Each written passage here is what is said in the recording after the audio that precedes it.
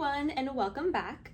Today I have another presentation ready for you, and it's going to be on the topic, is playing the patriarch game really empowering for the divine feminine? Or are we suppressing the divine feminine energy even more? Let's talk about it. As always, I have my notes right here, so if you see me looking to the side, that's what I'm looking at. But we're gonna dive right in. So as you guys already know, as I've expressed to you before, the divine feminine energy is something that is highly misunderstood. And when I talk about the divine feminine energy, it is not to be mistaken for the feminist movement.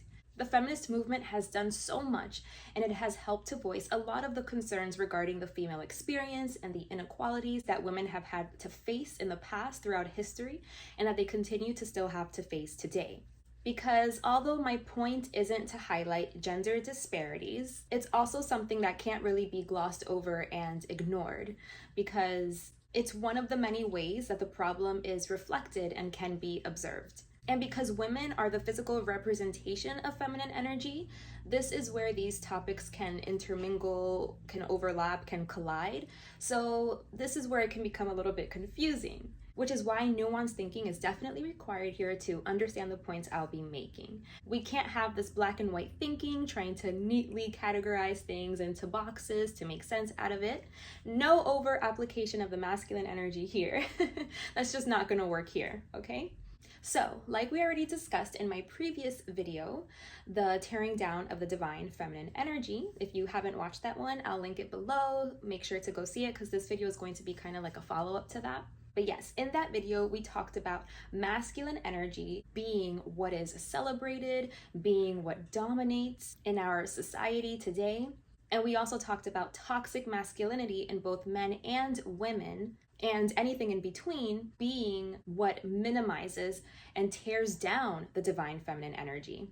And remember, feminine energy is beauty, it is art, it is love, peace, unity. It is what governs relationships, romance.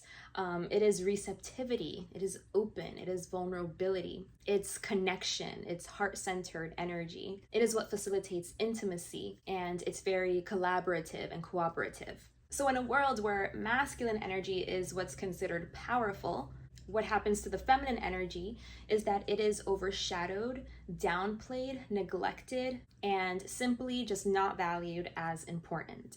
Divine feminine energy is primarily, but not specifically, represented by women, which, as we know, women have historically been mistreated and abused. We all know that historically women had very limited rights. Like women were not allowed to work, they weren't allowed to vote, they weren't allowed to own property, and even if they did work and earn wages, they were required to give those wages to the males around, whether it was their fathers or their spouses. So women mostly took on the domestic duties and responsibilities of the home, like cooking, cleaning, bearing, and raising the children, because they weren't really allowed to do anything else. And what this created was masculine energy essentially exerting injustices onto feminine energy, which is what made way for the abuse that was happening for women, and why women had an experience that was very oppressed. And there was really nothing that could be done about it. Women found themselves really backed up into a corner because there were no rights that they had or protections that were put into place. I mean, once upon a time, women weren't even considered people. We saw this in the Bebb versus the Law of Society case, where the Law Society refused to allow 4 women to sit the Law Society examinations. The women then took the case to the Court of Appeal, and the Court of Appeal upheld the Law Society's decision, and it was held that women were not included under the term persons within the meaning of the Solicitors Act of 1843. So basically, the original law, it was very gender neutral. It just said persons.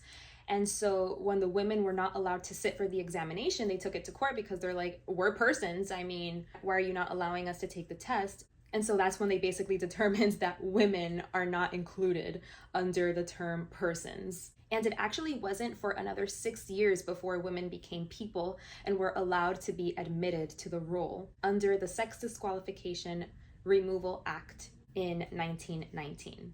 So that's just one of the ways that you see that women have experienced oppression. Unfortunately, it's not only limited to gender inequality, but they've experienced oppression in so many other ways, like through sexual violence, economic discrimination, where women's labor has been devalued and exploited throughout history.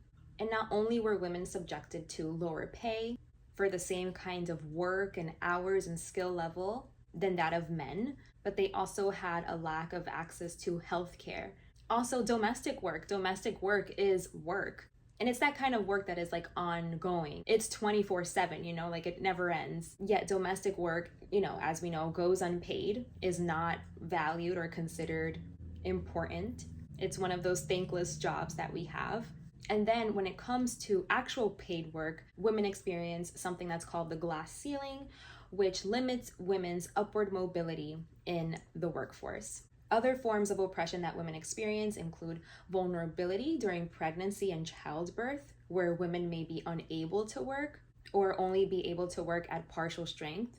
And again, exploitation, where women may be used to produce profit without being paid fairly, which is very common and continues to happen today. So because this was the experience for women, this is where the feminist movement comes into play, because the feminist movement was trying to change these inhumane conditions for women. And they were trying to make the experience for women better, since, you know, we couldn't count on that masculine energy that was in power and was dominating and had the strength. We couldn't count on that energy to protect feminine energy. So women felt like they had to step up and do it themselves. And so this was kind of like the rise of the girl bosses and independent queens, you know, basically coming to their own rescue and fighting to make things a little more fair for women.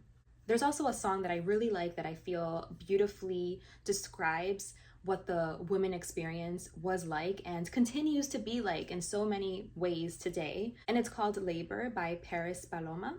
I encourage you guys to go listen to that song. I actually watched the video not too long ago, and I was reading some of the comments and I thought they were interesting. And some of them said, "So he never lifts a finger," which is a lyric in the song. And they say that this lyric can have two different meanings. One, he never does any of the domestic work. It's all left to the woman. Or two, so he doesn't hit, which alludes to domestic violence. Another comment says, "I love that we don't see her face at the start of the music video. Like, how many women have lived and continue to live as faceless, nameless entities whose work is never acknowledged as theirs. I love this song for so beautifully expressing both power and grief." Another comment says, "Not all men, but every woman relates to at least one lyric in this song." The line, "therapist, mother, maid, nymph, then a virgin, nurse, then a servant," stuck out to me a lot. Women are expected to be perfect and be everything in one. Couldn't have said it better. The part about having a daughter and being afraid that she'll meet the same fate is a true terror that keeps me up at night. What struck me about this song is that every woman knows of another woman being treated like this or that has gone through it herself. No sister is untouched. And then there's a deep, deep fury about that. Even if not personally, throughout history, women know. Whew, I felt that one deep, and I agree. "If I had a daughter, I'd watch but could not save her" is such a dreadful yet often truthful sentence. This truly is a love letter to all of the hundreds of millions of women who have lived and died nameless and faceless and underappreciated, terrified and violated and unfulfilled, lonely and clever and murdered. We see you and we're sorry. I absolutely love the symbolism in her choosing to eat a pomegranate. Pomegranates are used in so many ways in different religions and myths, but in every single one, it is a symbol of womanhood, rebirth, or something of the sort. It's such a powerful choice to use that as she eats in rebellion. I showed a man this video and he said it was too confronting, as if that's not our everyday. Even if the man you choose isn't like this, every woman feels this song to their core. If not our lovers, our fathers, our society, our religion, all crashing in on us. Whew. So yeah, there are very powerful comments underneath that music video that hit deep. that shows you like a lot of women feel this, even though we have a lot of rights and we've come such a long way. Like, it's something that we still feel and in many ways is still alive and well. So let's talk about it. Why could this energy be alive and well? It reminds me in the Barbie movie, the part where Ken, he's like, wait, is it a man's world? And the man said something like, yeah, it's still a man's world. We're just doing a better job at hiding it today. So let's talk about why that could be. Why, despite, all the progress that women have been making, why does there continue to still be an imbalance that exists? But before we get into that, I wanted to finish off my thoughts. I wanted to quickly point out about the feminist movement being what protects physical women in this 3D material reality. Whereas I'd like to propose the divine feminine movement. And this movement protects this energy. So it isn't only exclusive to women's rights and protections, because this energy can be found in all things, in both men and women. So what this movement is here to do is to protect heart energy, to protect love. So many women thought that playing the patriarch game as a means of female empowerment was the solution, right?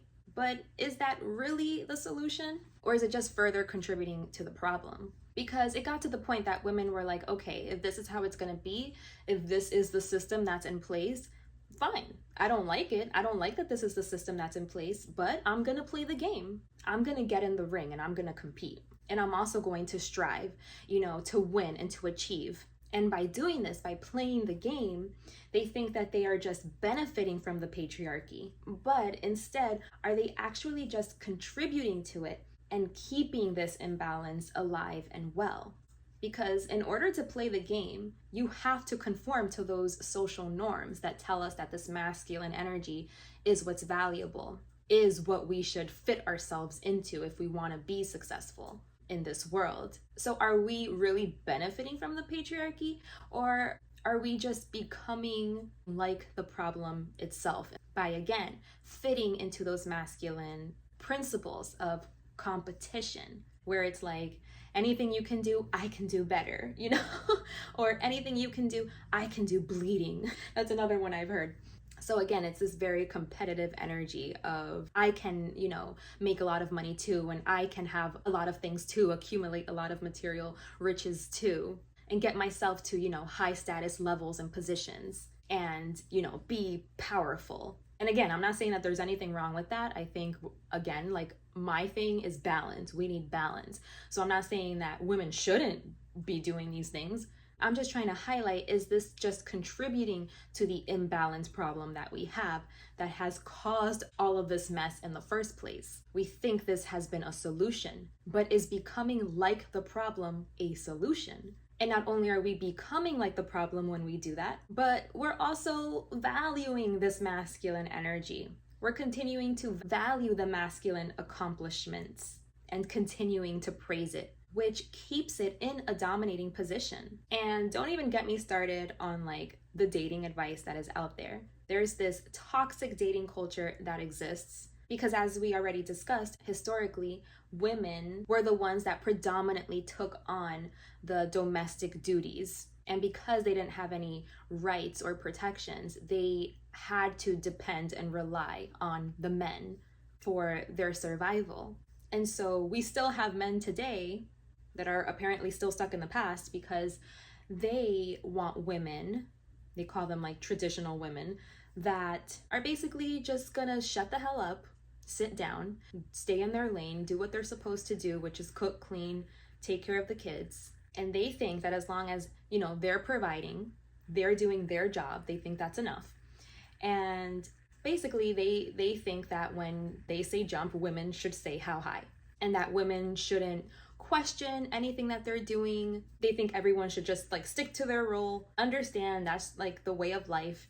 And they're saying like, if women would just like do their function, do what they're supposed to do, then everything would be all good. We wouldn't be facing like this crisis that exists today in the dating world, according to the internet and the things that we see online, the stuff that I've seen.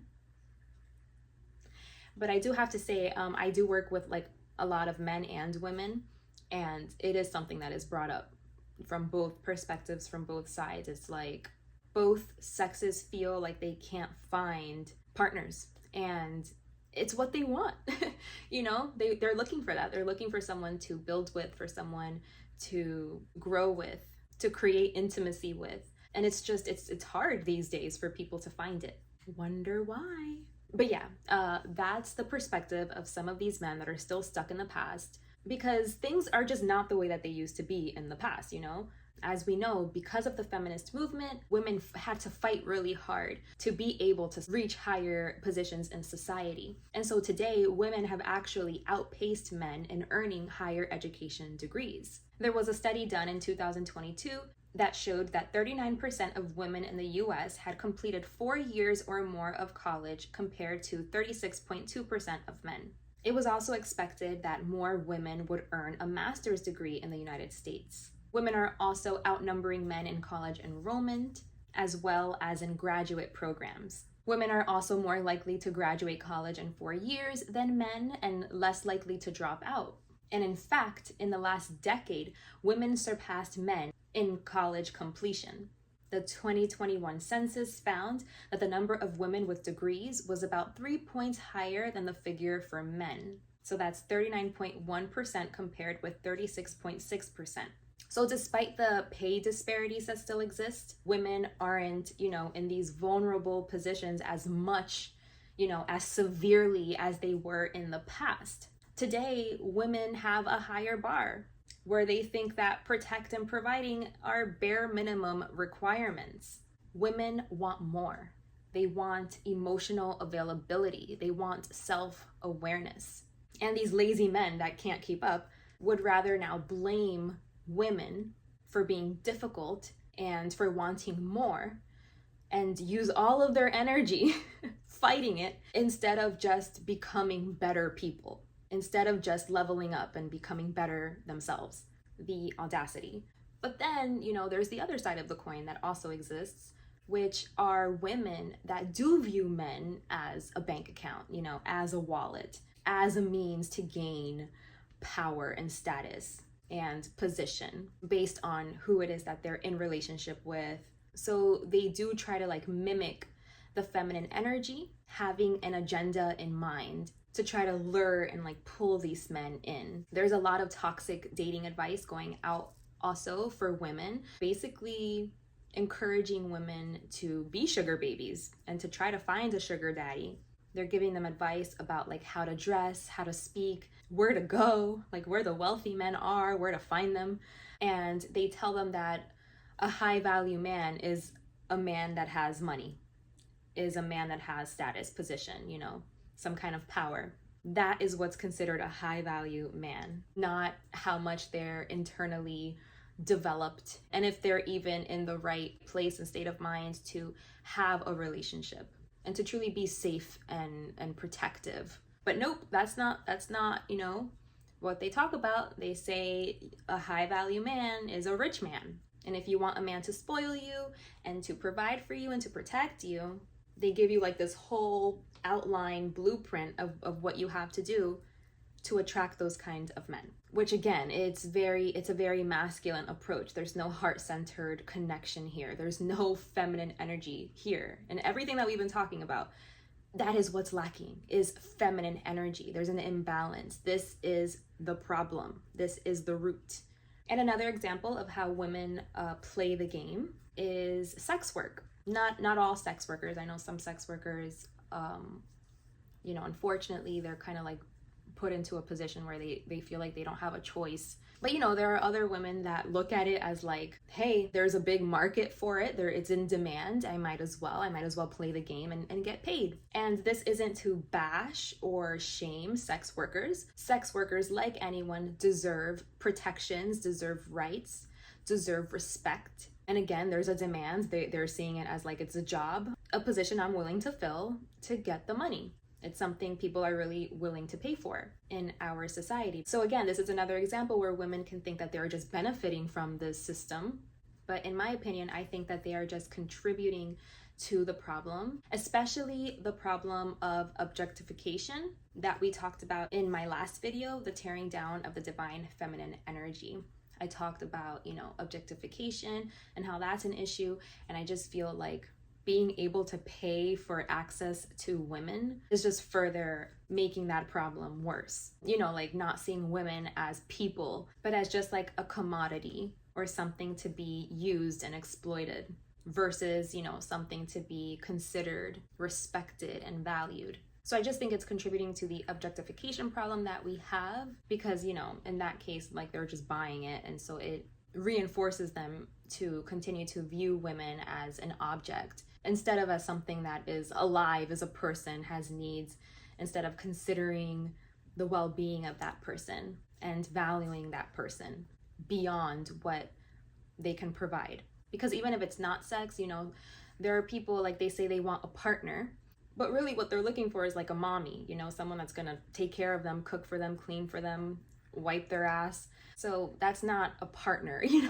that's more like a servant. They say they want partners, but they want more like a servant. And the same can be true, from the other side, from the other perspective of women, where they say they want a partner, but really they're just looking to exploit and use the resources and the power and position and stuff that these high value men have.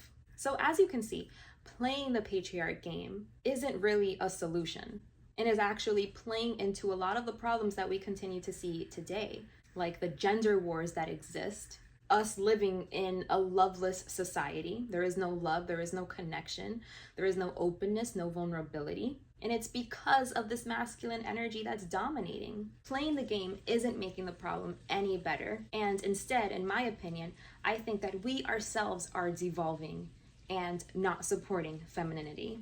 All we're doing is becoming more and more like the problem. And we have to realize that playing the game is keeping it in place. In the name of feminine empowerment, are we actually just denying feminine energy and feminine practices? Are we actually looking down upon the things that are actually feminine and considering those things to be low and inferior by continuing to not give it any time, attention, appreciation, by continuing to step all over it and keep it suppressed? Is this not contributing to downplaying and shaming the divine feminine nature? As we all just continue to strive towards something that's more celebratory in our society, like the emulation of masculine energy. The true solution to this problem is we need to let divine feminine energy rise up. We need to embrace this feminine energy, not struggle against it. We need to be able to embrace and appreciate the loving, compassionate, kind, soft, warm, and nurturing qualities of this energy. We need to be able to appreciate and value being emotional and being able to feel our feelings, being able to have awareness, being able to multitask and synthesize, take everything into consideration, be able to factor in all things in our surrounding. We need to value intuition, creativity. Feminine energy rules, things like sensuality and pleasure and passion. Feminine energy is how we fall in love, is how we form connection. It's sexual enjoyment. It's collaboration, cooperation. These things are needed to have happy, healthy, fulfilling, and genuine relationships. And when we continue to just downplay this energy and step all over it, we are actively preventing these things from taking place. Hence why we see all of the problems and the issues that we see today. And something else I've heard as well is, there are a lot of people that they're like, well, I have been that way. I have been soft and open and nurturing and warm and kind and compassionate. And all it's done is it's broken my heart. That's why I'm not going to be that way anymore. That's why I'm going to protect myself from that kind of pain. But we have to realize that being in that energy and allowing that energy within each of us is not the problem. This isn't what gets those of us that are in touch with our feminine sides into trouble. What we should be highlighting is the toxic energy that is abusive of this feminine energy. That's the problem. That's the trouble. To combat this problem, we should instead not abandon feminine energy and do as the rest did, which is perceive it to be useless and something that just gets us into trouble. But like I said, we should embrace it. We should be able to see the importance of this energy, see how this energy is needed, and see that this is what's going to solve a lot of our issues. Is just allowing this divine feminine energy to rise up, nourishing that energy, supporting that energy, and allowing that energy to take up the space that it deserves. Regarding this energy as powerful, because it is. This feminine energy is what connects us to expressing our creativity, and it allows us, again, to have a relationship with life, to be able to connect with spiritual practices, with God, with love. This is all facilitated through divine feminine energy. So when we continue to just not let it rise up, when we just suppress it, you're also suppressing those things. Embracing divine feminine energy is what will allow you to connect to your inner self, to your heart, so that you can create a life, build a life around you that works for you, that is meant for you.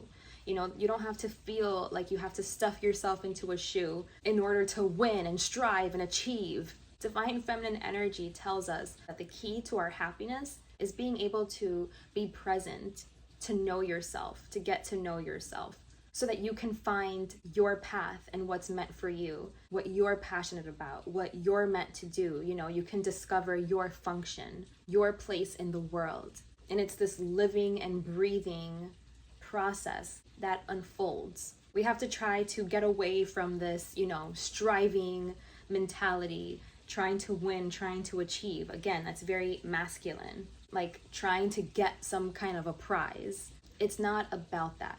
It's about discovering our essence and our nature and seeing how do we work, how can we fit that in, consider that, factor that into the cosmic dance. So talking about these things, putting these things into practice, considering these things, peeling back the layers, seeing the problem, and allowing this divine feminine energy to come up within each of us. That is the real solution, versus letting this toxic masculine energy take over. And I know some of you might be thinking, because I thought it too, is, am I confusing, this demonic, evil kind of energy for toxic masculinity?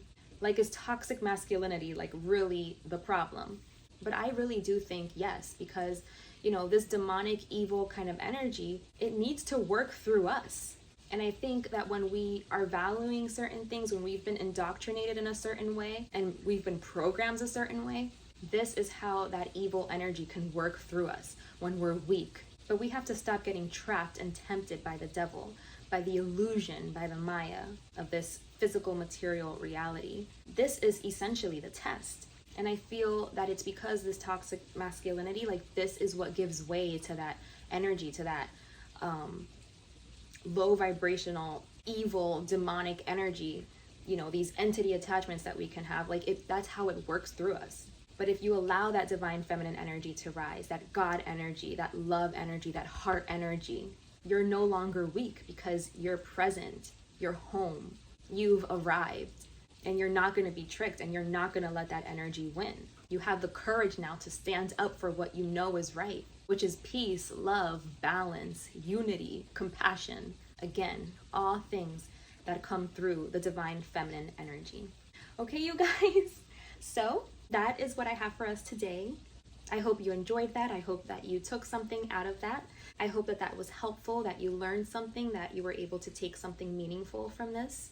Thank you so much for being here with me today, for listening and watching. Take good care of yourselves, and I'll see you in the next one. Bye.